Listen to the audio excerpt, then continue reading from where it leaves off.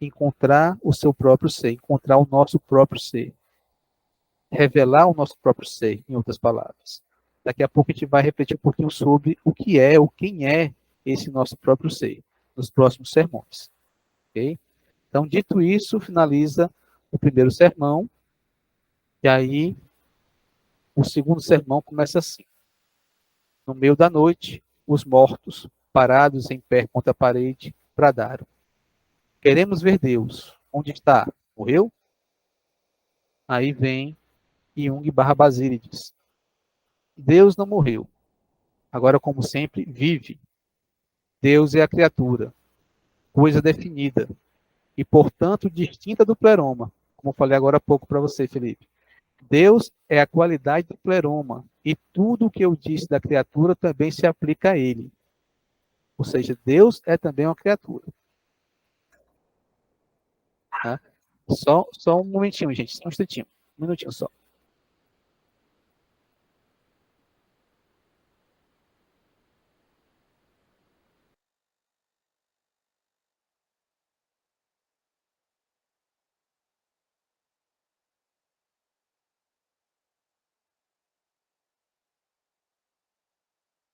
Prontinho.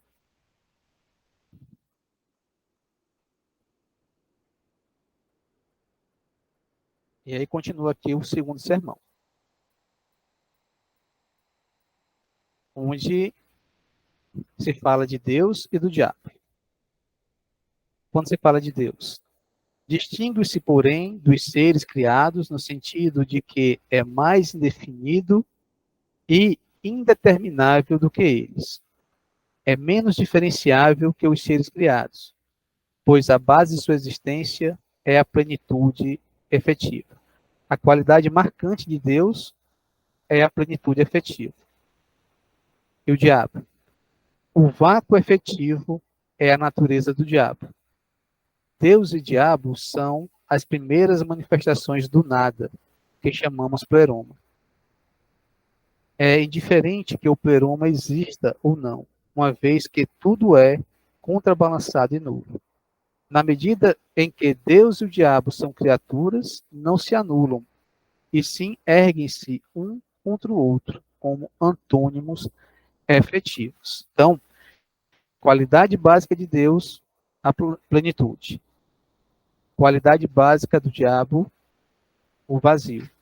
Né? Nós temos aí essas duas qualidades, que no pleroma se anulam e se contrabalançam, porque estão diferenciadas, plenitude e vazio no pleroma. Quando há a primeira manifestação, surge ao mesmo tempo Deus e ao mesmo tempo o diabo. Né? A afirmação e a negação. A expansão e a restrição, e a contração. Na teoria junguiana, nós vemos o seguinte: quando o self se manifesta, ele se manifesta como luz, como consciência, portanto, como ego, e ao mesmo tempo ele gera a sombra, o inconsciente. A afirmação, consciência, a negação, inconsciente, a sombra. Você percebe isso? Esse mesmo raciocínio dentro da teoria junguiana, né? Nessas duas ideias de consciência e inconsciente. Ok?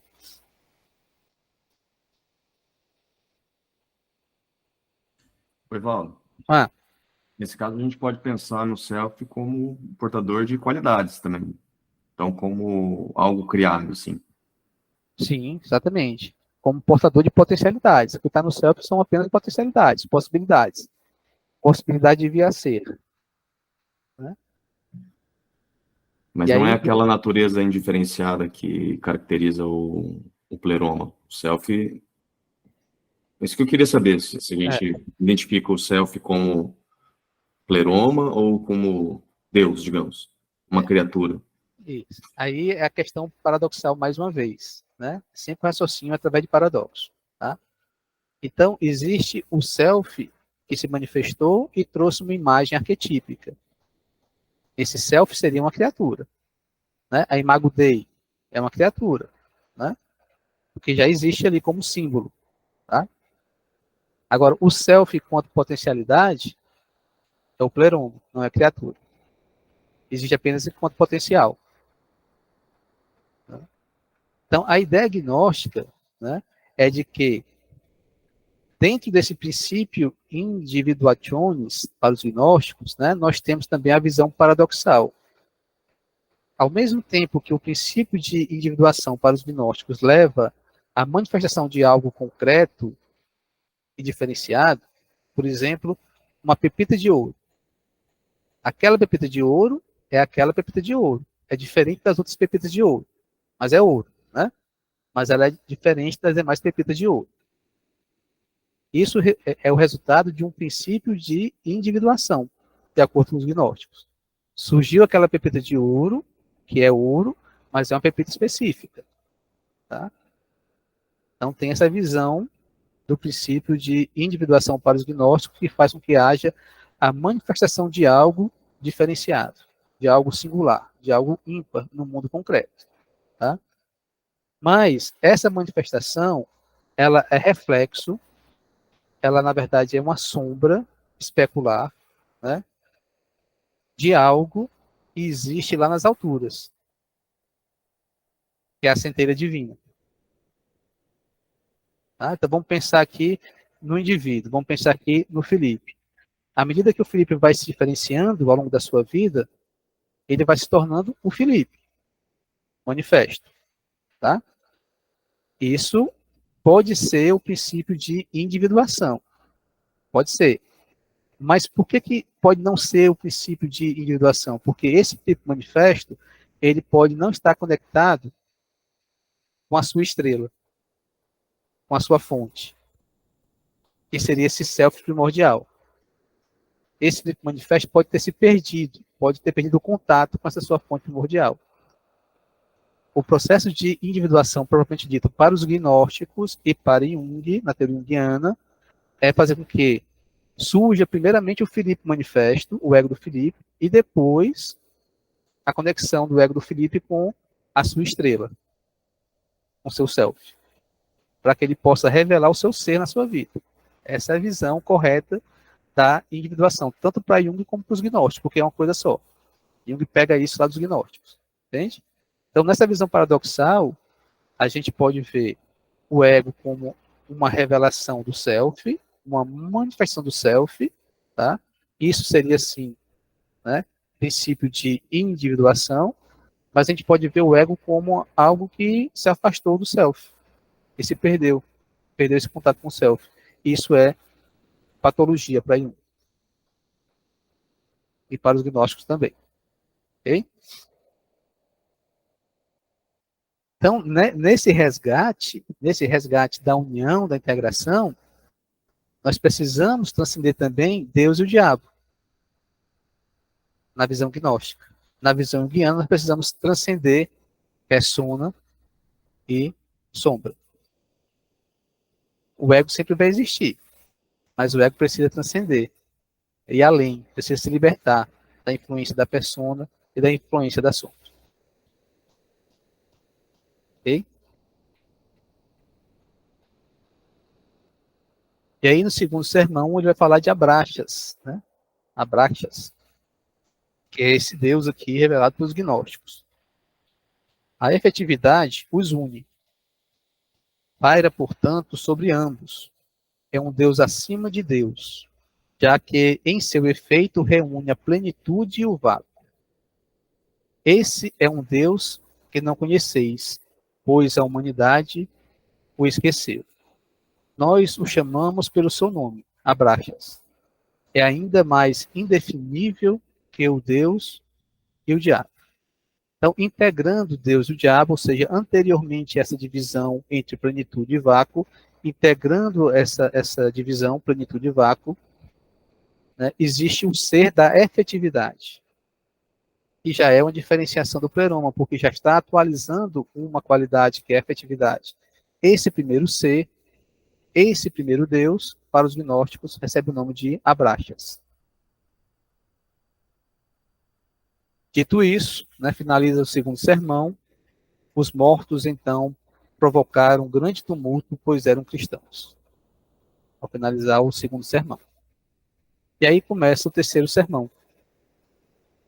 Como a neblina se ergue do pântano, os mortos avançaram clamando.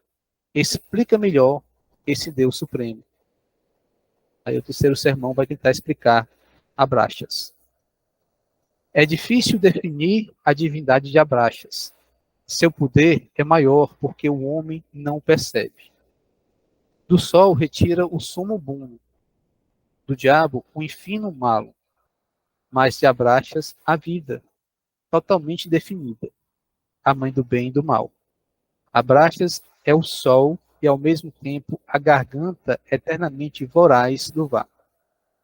O diabo menosprezador e mutilante.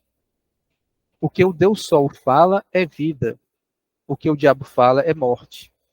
Mas Abraxas fala aquela palavra sagrada e maldita que é vida e morte ao mesmo tempo. Abraxas gera a verdade e a mentira, o bem e o mal, a luz e as trevas, na mesma palavra e no mesmo ato. Por isso Abraxas é terrível. E aí finaliza esse terceiro sermão. Então os mortos, por estarem consumados, gemeram e esbravejaram, né? Então a gente indo cada vez mais, né, para o self, né? Sim, agora um raciocínio filosófico, né? Indo cada vez mais para o self, a gente vai encontrar cada vez menos diferenciação, tá? À medida que a gente vai se afastando do self, a gente vai encontrando cada vez mais diferenciação. E o grande perigo disso é que a criatura, ou seja, o ego, se identifique com uma dessas diferenciações, uma dessas qualidades, uma dessas características. Aí chegamos no quarto sermão. Os mortos encheram de murmúrio o recinto e disseram: fala-nos dos deuses e dos diabos malditos. Isso aqui é muito importante, esse sermão aqui. Inumerável como a arte de estrelas é o número de deuses e diabos. Cada estrela é um deus, e cada espaço que ocupa, um diabo. Plenitude, Deus, né? Vazio, espaço que vai ser ocupado, diabo. Mas a plenitude, vácuo do todo, é o pleroma. Os deuses são poderosos e podem arcar com a sua multiplicidade, pois como as estrelas, permanecem solitários, separados por distâncias imensas. Mas os homens são fracos e não podem arcar com a sua natureza múltipla. Por isso moram juntos e precisam de comunhão para poder suportar o isolamento. Por amor à redenção, ensino-vos a verdade rejeitada, por cujo amor sofri rejeição. Aqui Jung barra Basílides começa a apresentar, né, uma dicotomia entre comunhão e isolamento. O homem, por ser fraco, é interessante observar isso, ele precisa de comunhão, ele precisa viver em sociedade. Os deuses, por serem fortes, eles suportam a multiplicidade, o isolamento, eles podem ficar à distância um dos outros. Né? Essa imagem é bem interessante para o que a gente vai dizer daqui a pouco. Continuando aqui no quarto sermão. Aí nós temos deuses e diabos.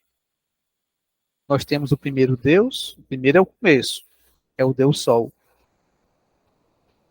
O segundo é Eros, une os extremos e se expande em luz. Os diabos. O terceiro, a árvore da vida, ocupa o espaço com formas corpóreas. O quarto é o diabo, que abre tudo o que se encontra fechado, desfaz tudo o que se constitui de natureza corpórea. É o destruidor em que tudo reduz a nada. O Deus Sol expande, o diabo retrai, recolhe, tira, né? Eros une os extremos e expande cada vez mais tudo em luz, tudo em abstração, tudo em ideia, tudo em emoção, tudo em amor. A árvore da vida vai restringindo e dando forma corpórea a todas as ideias. Né? Ou seja, vai materializando, vai levando tudo para o concreto. Eros leva tudo para o abstrato, a árvore da vida leva tudo para o concreto. essas 4 forças, segundo os gnósticos, influenciam a vida de modo geral, inclusive a vida humana. Mas não são apenas esses 4, 2 deuses e 2 diabos. Né? Para os gnósticos, o número de deuses e diabos equivale ao número de estrelas no céu. Ou seja, é um número infinito.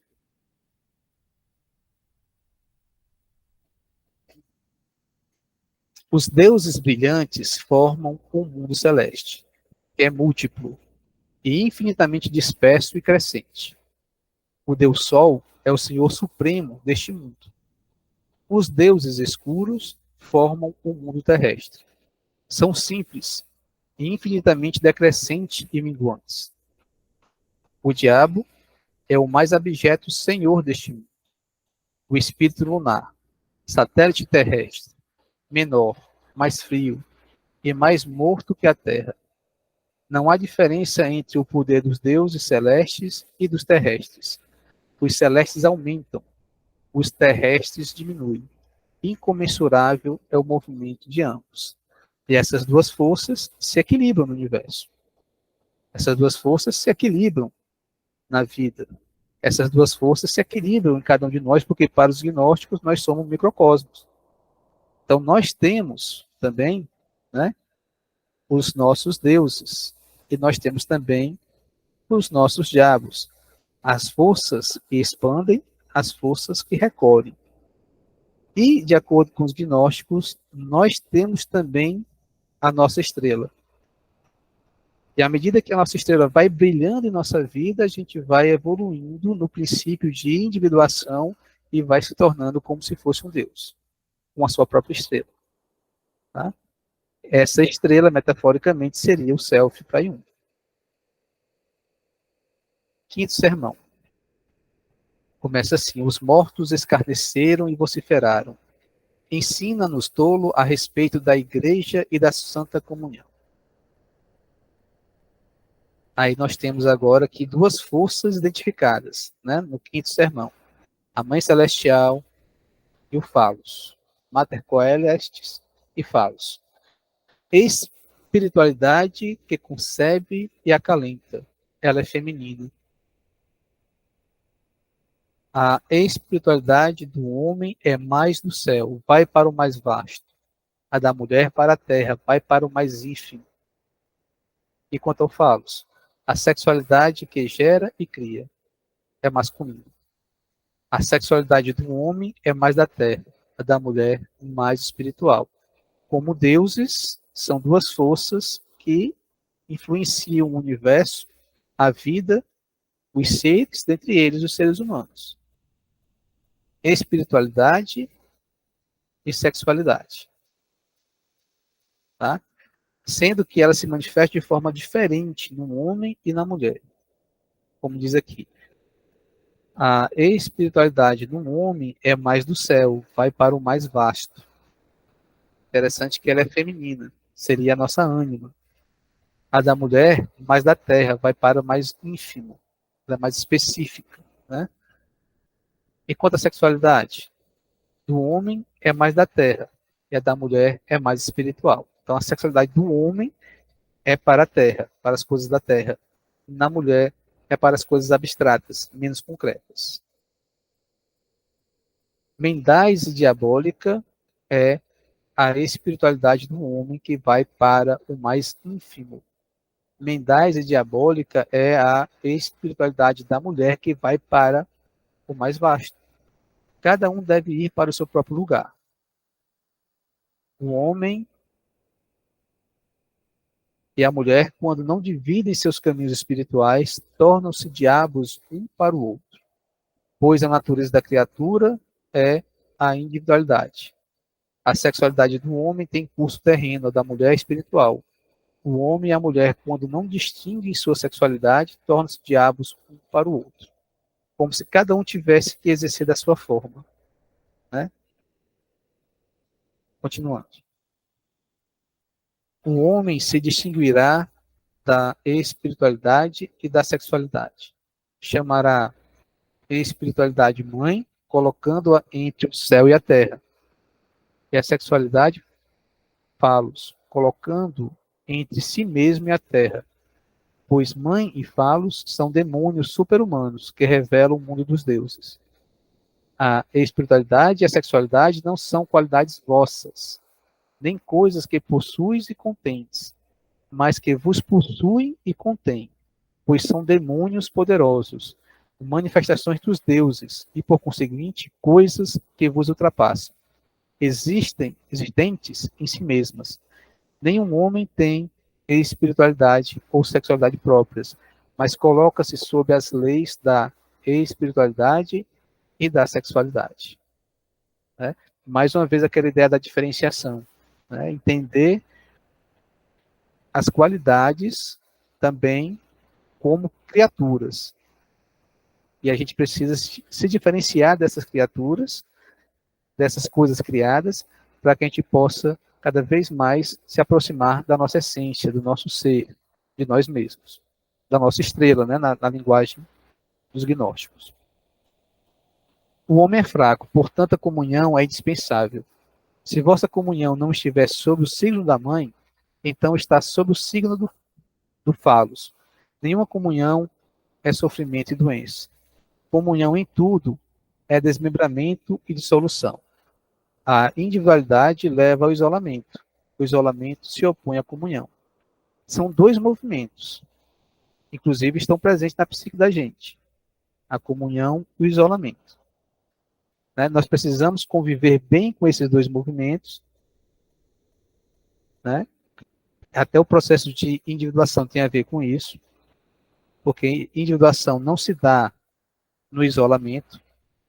Né? Eu não preciso me retirar da sociedade para que eu possa me individuar, pelo contrário. Eu preciso encontrar a minha essência, revelar a minha essência, atender ao meu chamado na vida social. Então, eu preciso aprender a conviver, a lidar com esses dois movimentos. Transcendendo isso, né? Transcendendo essa dualidade. Porque se eu ficar só no isolamento, não vai haver individuação. Se eu ficar só na comunhão, também não vai haver individuação. Porque se eu ficar só na comunhão, eu vou me identificar com aqueles valores do grupo, com os valores daquela consciência coletiva, daquela cultura, e vou me perder. Então, é o caminho do meio sempre, né? Então, entre essas duas forças, entre esses dois movimentos, o movimento que nos leva para a comunhão e o movimento que nos leva para o isolamento, o indivíduo que avança no seu processo de individuação tem que ir pelo caminho do meio, tá? Transcendendo essa dualidade. E aí ele volta a falar aqui no quinto sermão sobre comunhão e isolamento. Então, ele vai dizendo o seguinte: na comunhão, cada homem se submete aos demais, pois precisa da comunhão. Se ele faz isso, então ele se perde de si mesmo. Né? Por isso que esse extremo não é bom. No isolamento, o homem será superior aos demais, para que todos possam vir a ele e evitar a escravidão. Olha que interessante essa visão aqui, né?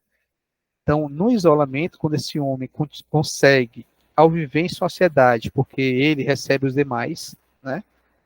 Mas ele avança nesse movimento de isolamento, ele se torna superior aos demais.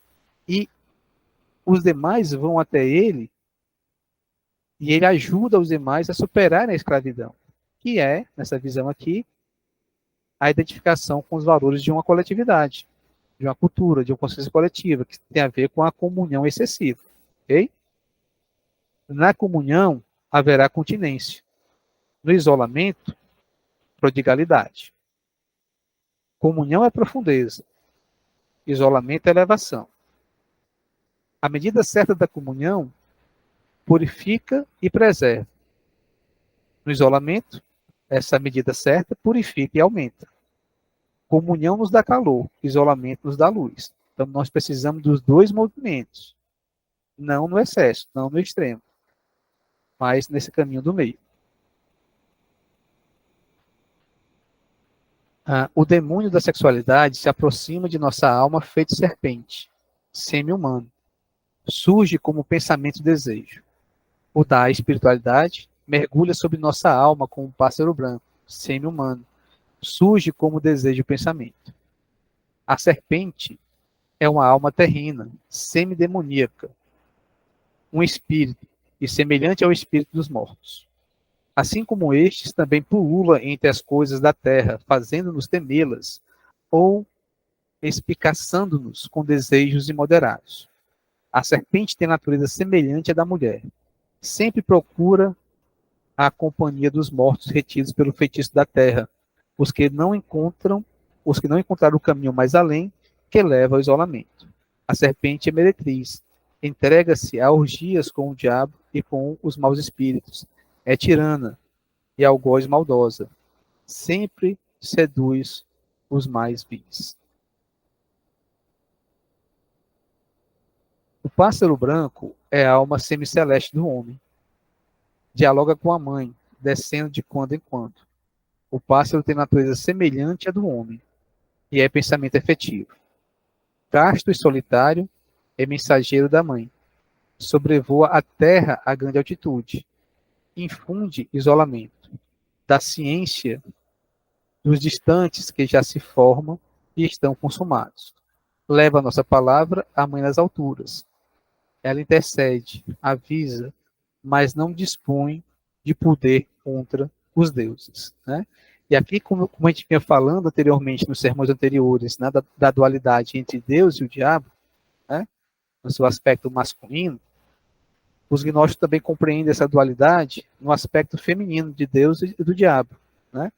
O aspecto feminino de Deus, Sofia, ou a Mãe Celestial, ou Eva. O aspecto feminino do diabo, Lilith, a figura de Lilith. Por isso que aqui se diz que a mulher, nessa concepção de serpente, é meretriz, porque é como Lilith. Nos leva cada vez mais para as coisas da matéria, das coisas do desejo material e concreto. Né? Mas existe um outro princípio feminino que nos leva às coisas elevadas, às coisas do alto, às coisas celestiais, que é representado pelos gnósticos como Sofia. Posteriormente, né, pelos gessênicos, como Madalena, Maria Madalena. Né? E nesse momento aqui da vida do Jung, Jung encontra no sonho uma menina que se transforma em pássaro branco e depois o pássaro branco volta a ser menina e logo depois, em sincronicidade, um pássaro branco aparece morto lá no lago quando Jung estava caminhando. Né? Então, ele se deparando também com essa força do arquétipo, mostrando essa ânima que nos eleva, que nos mostra as coisas celestiais, as coisas elevadas. Embora exista a contrapartida dessa ânima, que é a ânima quitônica, que nos leva para as coisas profanas, para as coisas do mundo, para as coisas da matéria. Okay? Então é sempre essa visão da dualidade, né, do paradoxo.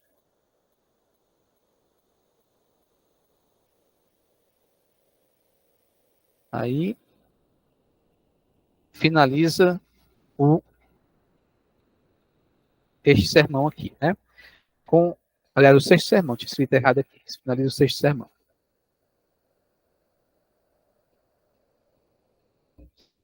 Com um olhar desdenhoso, disseram os mortos: para de falar em deuses, demônios e almas. No fundo, há muito já sabíamos disso.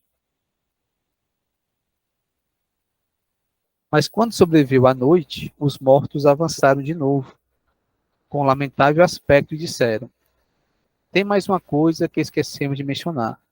Ensina-nos sobre o homem. Né? E aqui é o principal. Né?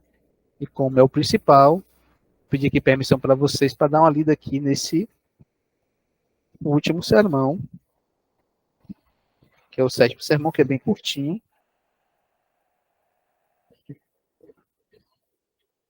que diz o seguinte: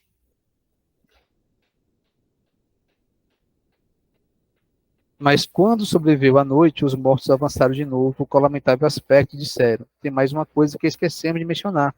Ensina-nos sobre o homem. O homem é pórtico, pelo qual, vindos do mundo exterior, de deuses, demônios e almas, passais para o mundo interior, saindo do mais vasto para penetrar no mais ínfimo.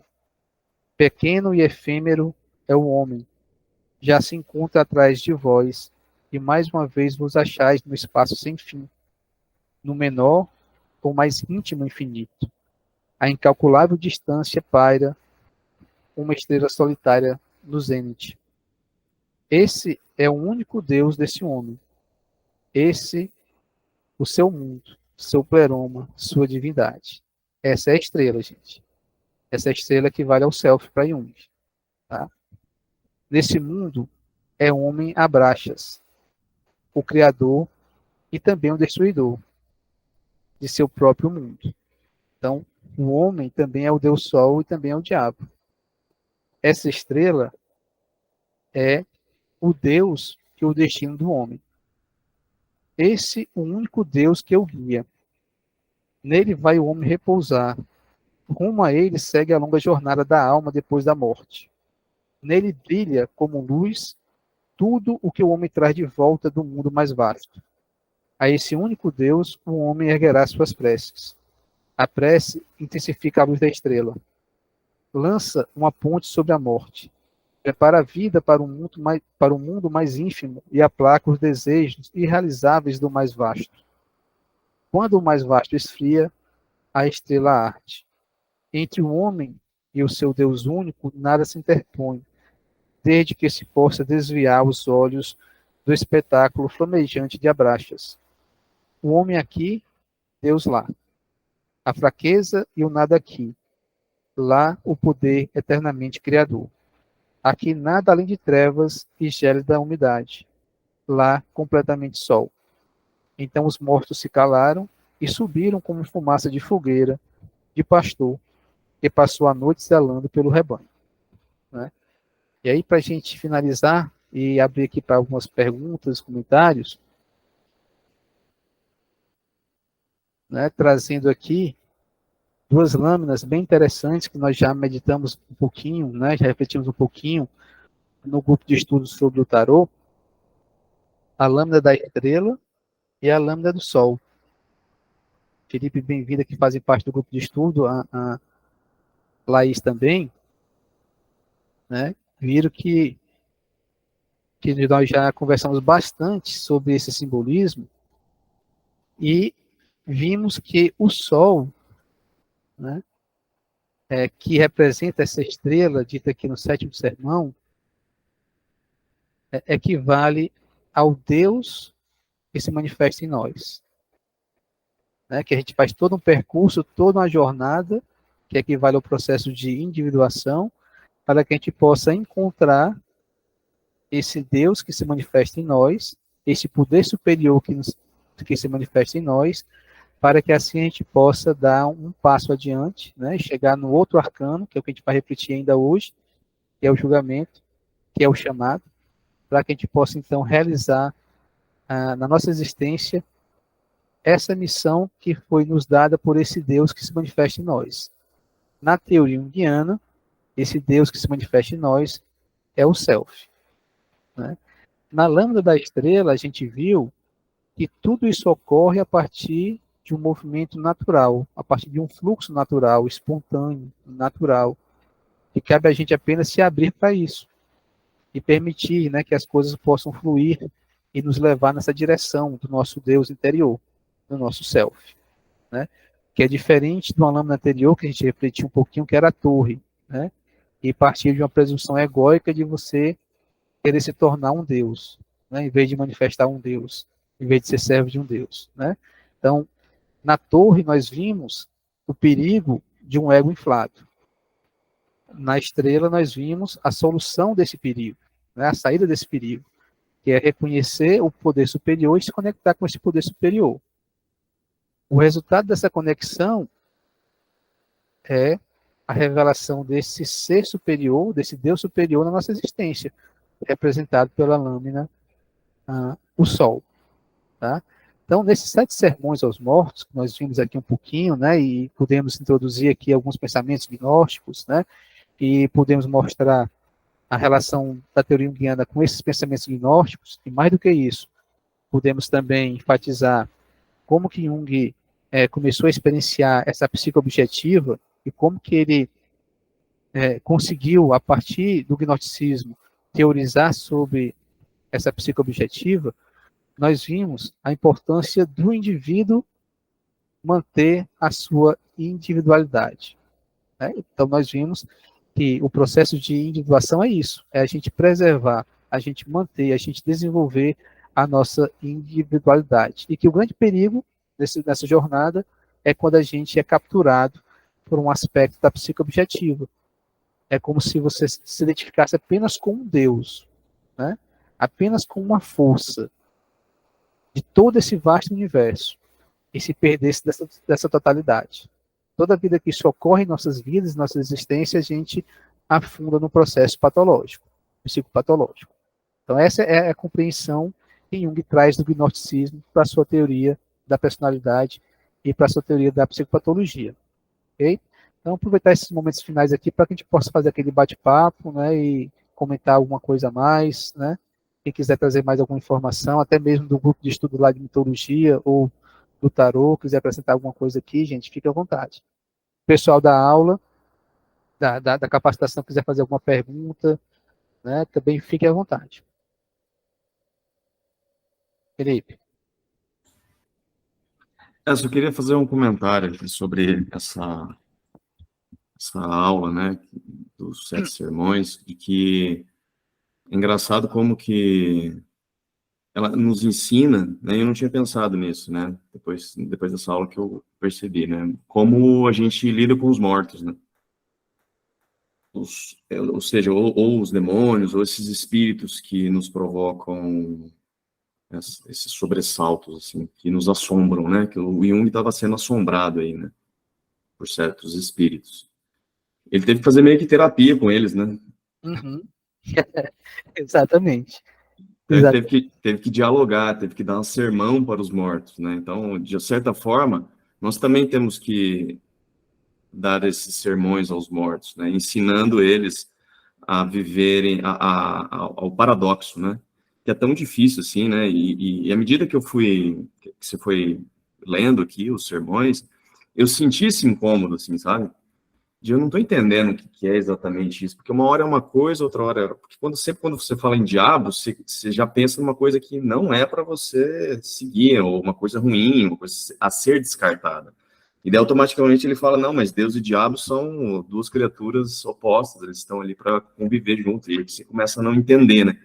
E aí os mortos ficam revoltados, né? Fala... É engraçado como Até ele... porque os mortos eram cristãos, né? Como ele diz aqui, né? Os Os mortos mortos se eram revoltam cristãos. porque eram cristãos, né? Então, e aí faz a gente sair um pouco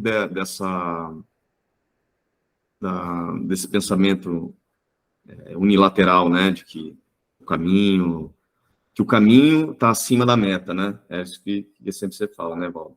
É, Ou seja, existe uma meta, existem vários caminhos, né? O caminho é importante para você seguir, né? Mas ele não é o principal, o importante é a meta, né?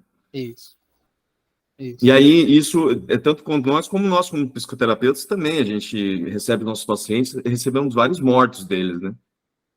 E aí, como que a gente dialoga com eles? É isso, é ensinando eles o valor do paradoxo, né? De Exatamente. colocar eles nesse paradoxo. É isso que eu Isso. aprendi hoje. E a importância disso, Felipe, que você está falando para a cura junguiana, é que a cura ela ocorre a partir do acolhimento da sombra, né? A partir do acolhimento do diabo. A gente não vai exorcizar o diabo, a gente vai acolher o diabo, a gente vai acolher a sombra, né?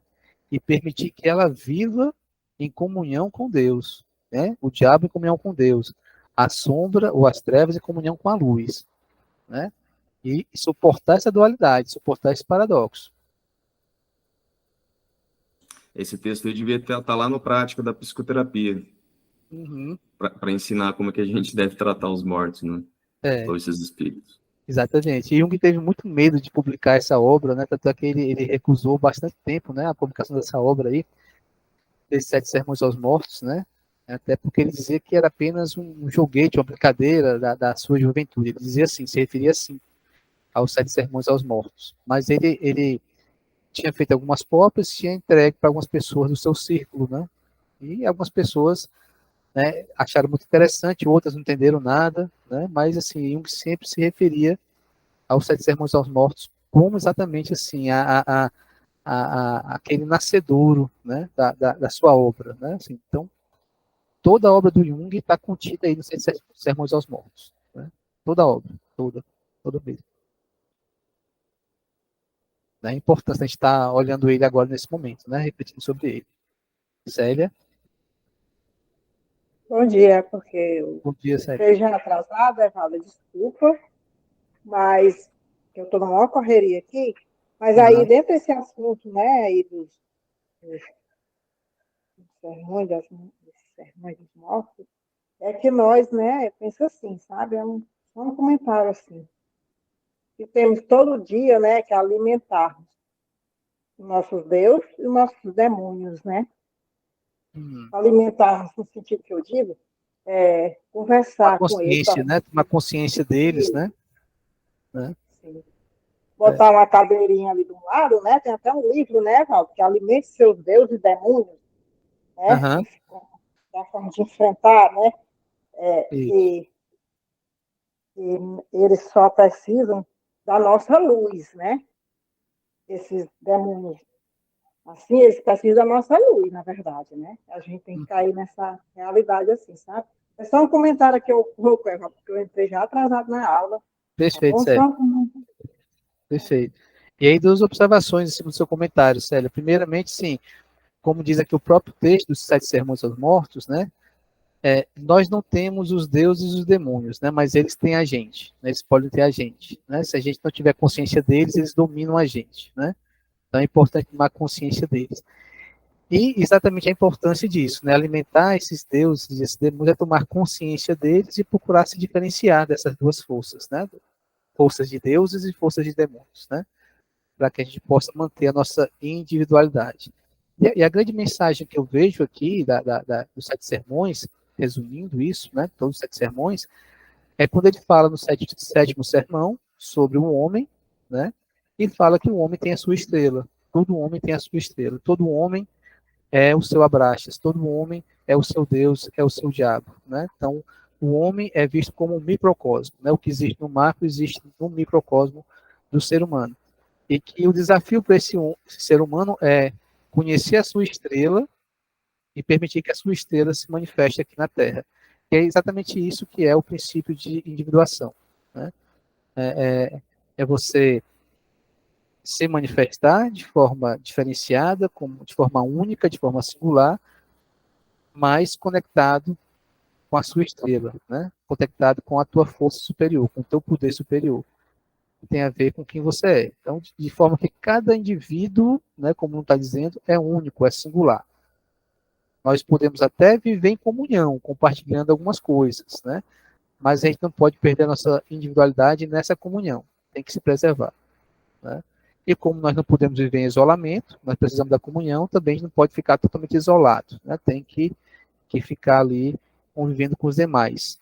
E como Jung diz, individuação é você fazer o retorno para a coletividade, contribuindo também com essa coletividade. Ok?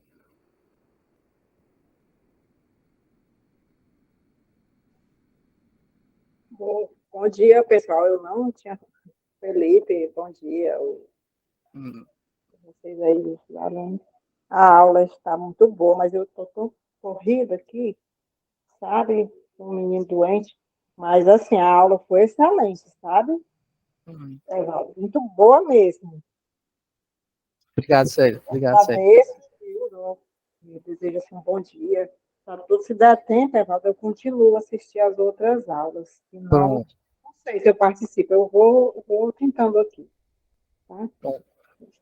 Mais tarde a gente retorna, mais tarde, 14 horas, né? A gente retorna com o grupo de estudo do tarô e também com a mitologia iorubá, né? Ok? Então a gente finaliza por aqui, gente. Alguma pergunta, um comentário a mais? A gente finaliza por aqui. Bem-vinda, Afonso, Larissa. Eu queria só fazer um comentário, assim, que esse curso de hoje, ele me... Quando eu estava lendo sobre a aberração nas lições de transferência, ela falava sobre a questão da consciência, né, dessa natureza que existe, que teve humanos que não tiveram consciência, a partir do momento que começa a desenvolver essa consciência, né?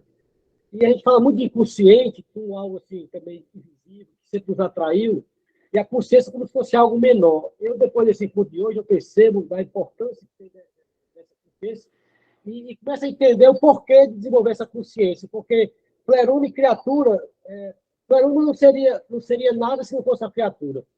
Isso. Então, ter consciência do inconsciente, isso tem muito a ver com a própria função da análise, né? De tornar consciente ou inconsciente. Eu acho que esse encontro de hoje nos remonta muito a isso e me faz pensar e ajuda a desenvolver e a entender o porquê dessa consciência. Isso, Dessa exatamente. consciência nesse oposto. Então, assim, foi bacana isso aí. E tem material para pensar aí muitos dias aí. Obrigado pelo encontro aí, foi muito legal. Obrigado. Perfeito. Obrigado, Larissa. Obrigado.